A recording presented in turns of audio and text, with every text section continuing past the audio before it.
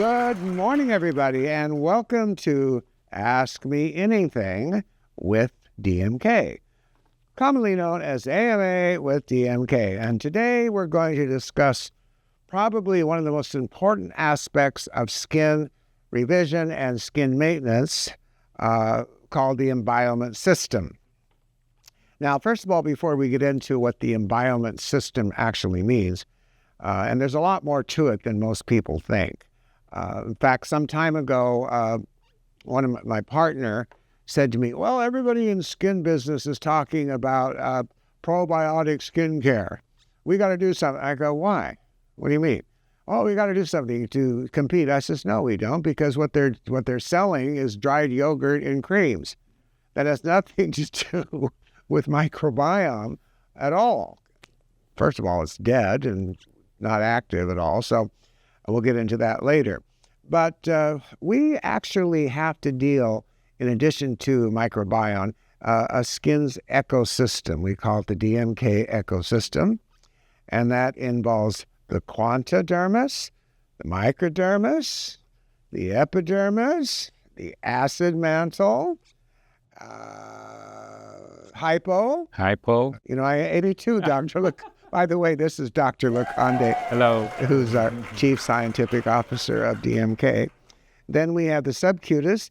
Then we have the superficial fascia. That's important. And a lot of therapists for years have never paid any attention to superficial fascia, like it didn't exist. But it's a highly important aspect of skin. In fact, it's actually a storage refrigerator, so our cupboard for nutrients. A lot of people didn't know that. And then we have the muscle, and then finally the deep fascia. And by the way, you've often heard, probably most of your life, that skin is the largest organ of the body. Well, it isn't. The fascia is.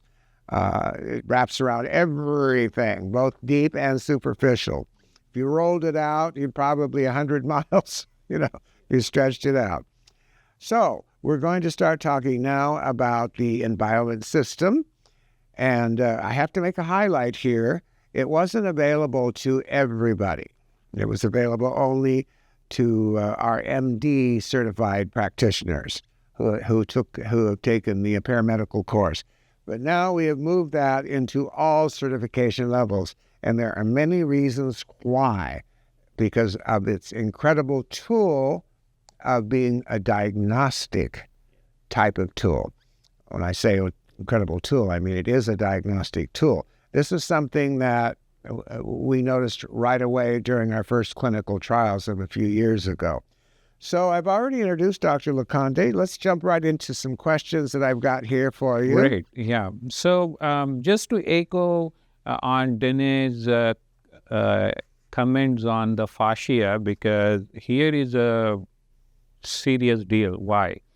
You must have experienced all our DMK body treatments on different parts, tummy, gluteal, and then thighs and hands, breasts, and all that, even back. So what happens that if you see the collagen structure of superficial fascia and the deep fascia, it exactly simulates with the skin collagen structure, number one. Number two, the nerve supply, the motor nervous supply to the skin also the same nerve goes to the superficial fascia and the deep fascia, number two.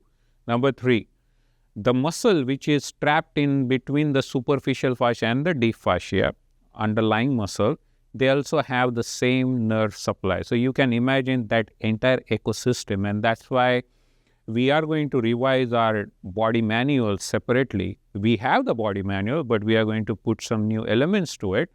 We are going to describe dermatome, myotome, and fasciotome. And then you will see that why we always consider fascia as a part of the skin and nothing else. So, okay, great.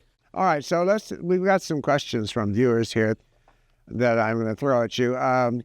Can I use Enbioments with clients currently on antibiotics or Accutane? Absolutely, 100%. In fact, that is a predisposing factor. So one is on the antibiotic and very I would say, disruptive drug like Accutane. And just few minutes back, Dene was explaining me what is the story of Accutane. I wasn't even born that time when the Accutane was in it. It was originally a cancer drug from Switzerland. Yeah. And it didn't sell very well for whatever reason. But they did notice that it dried the hell out of the sebaceous. Yes. And without thinking of what that actually means, when I was a kid with horrible active ocaris, that's all the dermatologists, my mother, even a nurse once told me, wash your face all the time, dry the skin out, dry that oil out. And all it did was make the sebaceous, by the law of compensation, pump more oil. So it didn't even have anything to do with anything. And why it is important to use Enbioment system with who are on the topical antibiotics and the systemic antibiotics and the Accutane for a reason. The skin microbiota, if you look at the skin microbiota diversity, it's called alpha diversity at the near of the sebaceous gland area of the skin.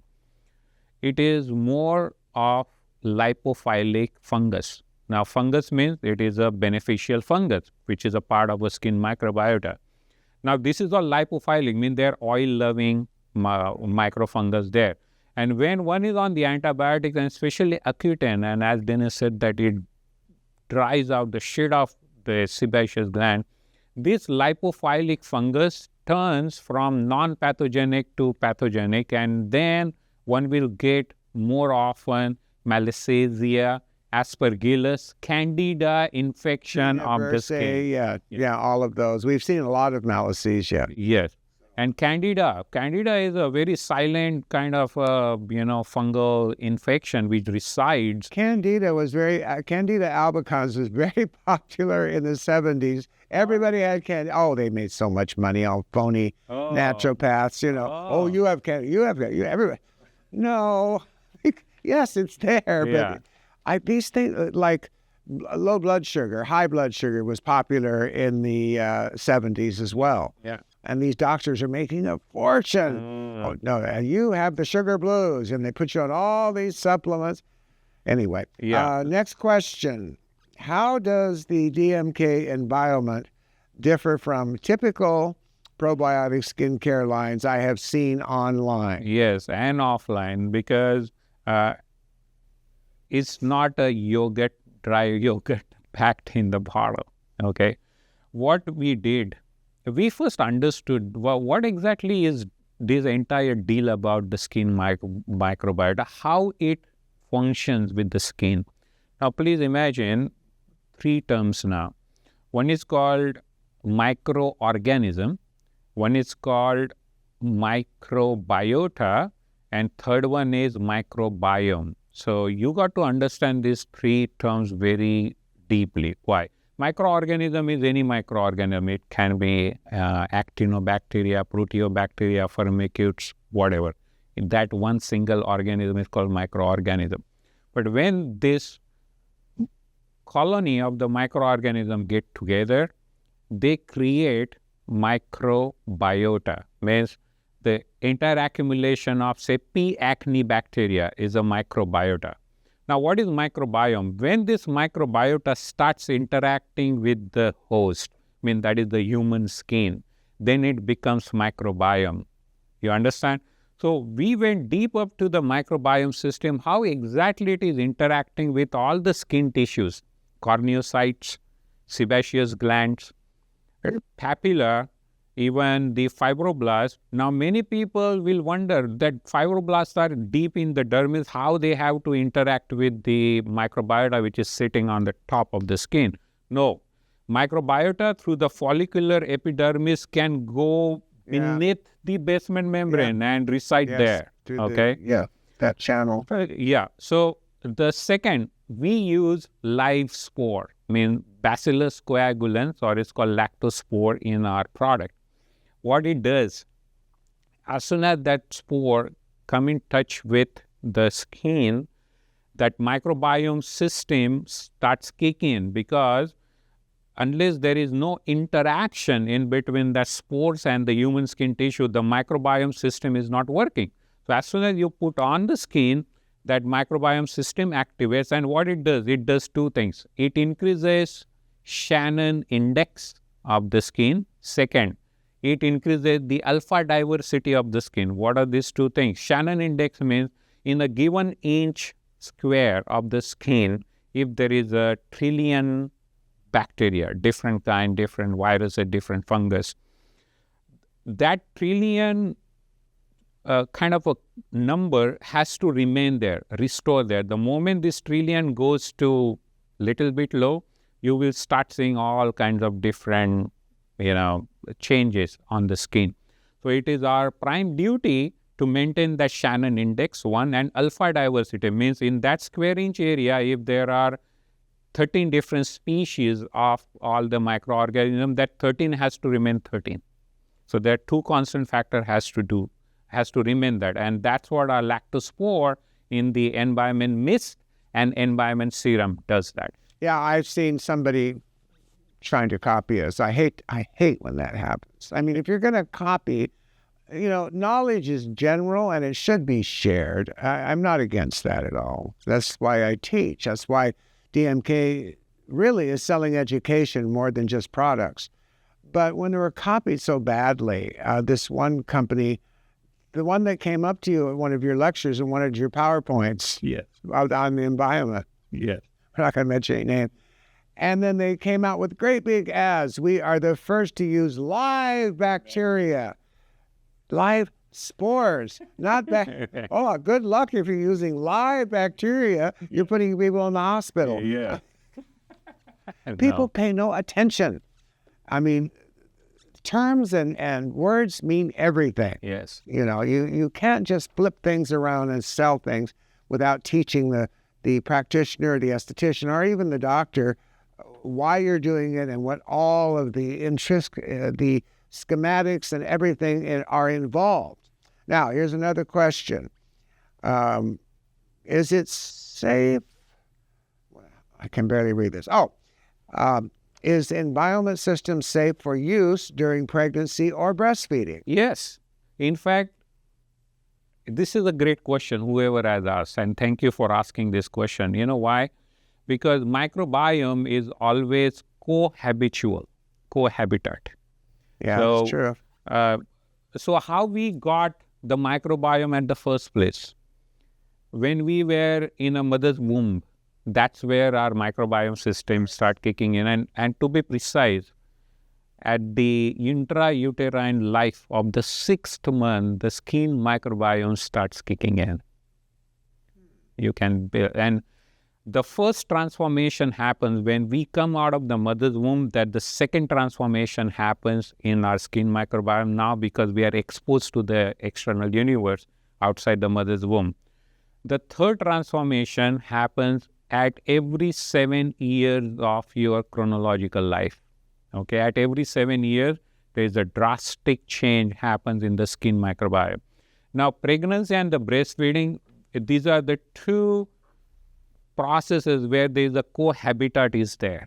Okay, and I sincerely feel that if you use the Enbioment system during this time, actually you are making every justice for your offspring to have a healthy microbiome topically.